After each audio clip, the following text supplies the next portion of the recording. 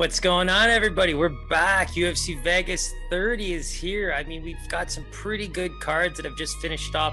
Talked about how close UFC Vegas 29 was on paper, and my God, did that play out that way. We went 5-7 in picks, which to me, man, I'll be honest, I'm not so upset about it.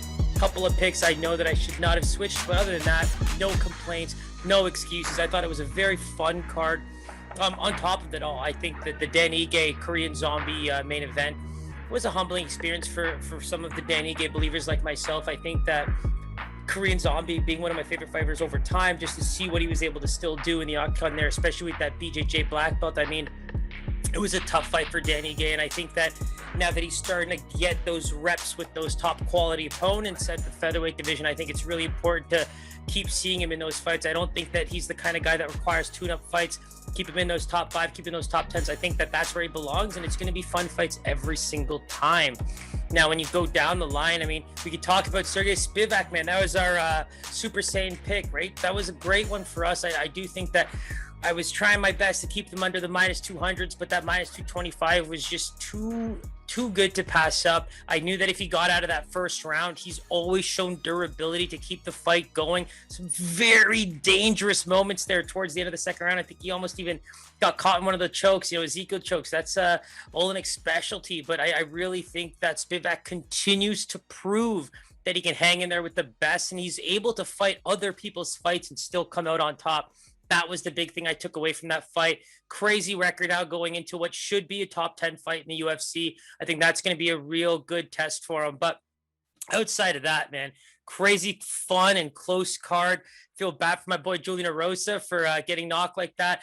I just would never pick against him, but Choi's the real deal, taking on some big names in the UFC divisions. And I think that's a guy to watch moving forward. But UFC Vegas 30, man, that's the next card up this Friday, early start, 1 p.m. I mean, we're going to try to move through this one pretty quickly to keep everybody, excited and ready to go.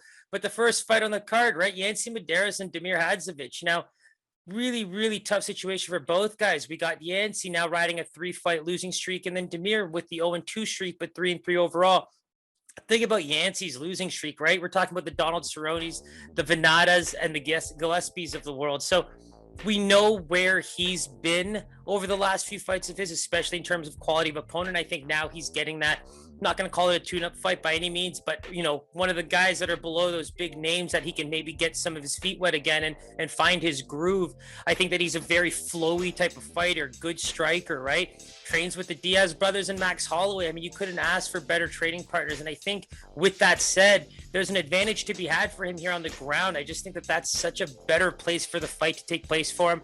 We can see that in Damir Hadzovic's previous fights, man, he struggled with ground fighters. I think that you look at Renato Moicano's debut at lightweight before the Rafael Fiziev fight.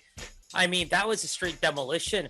The moment it got to the ground, Moicano was able to really, really put it on him. And the big thing about that one, I mean, Hadzovic seemed really upset at the end of the fight and even called for a rematch, like it wasn't valid for him to finish on the ground. So little things like that stand out to me when it comes to game planning for a guy like Damir.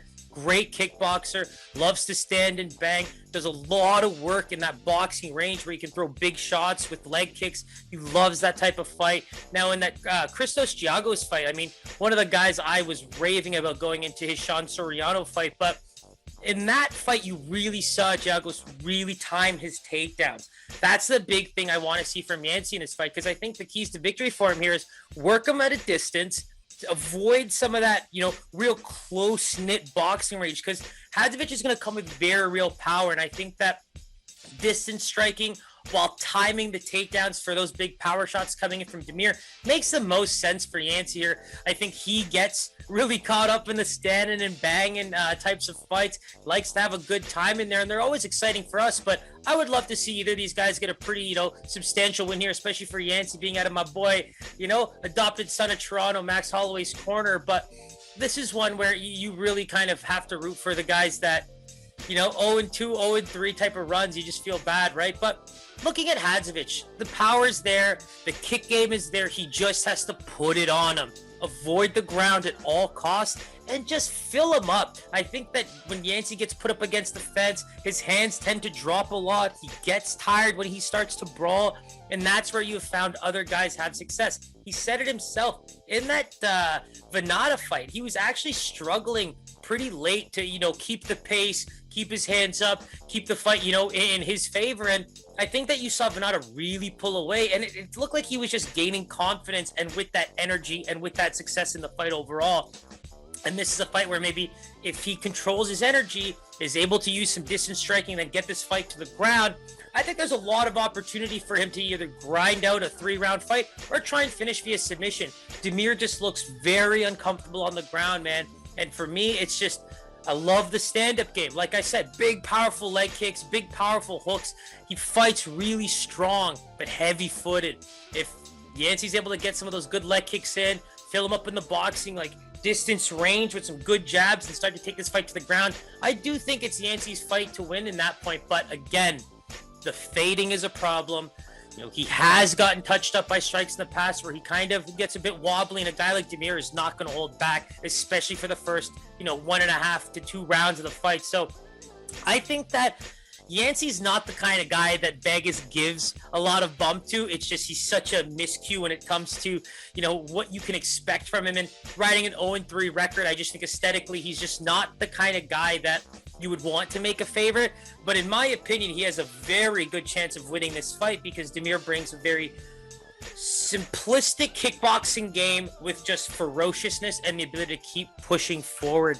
So in this case, let's take a quick look at these lines, right? I think that that's going to be one to really, really question Vegas, depending on how big or how lopsided it might be. But, when you talk about the Hadzovic losses, the Moicanos, the Giagos, the Patrick and the Tysonovs of the world, the quality's there, right? It's just if you can get out of that range with him, I think there's opportunities to win, just like Moicano showed you. So, wow, looking at the lines, Damir opened as a -150 favorite, and now Yancy's a +130 opener. Looking at a +125, +120 in that range. Damir now coming in about a -145 favorite.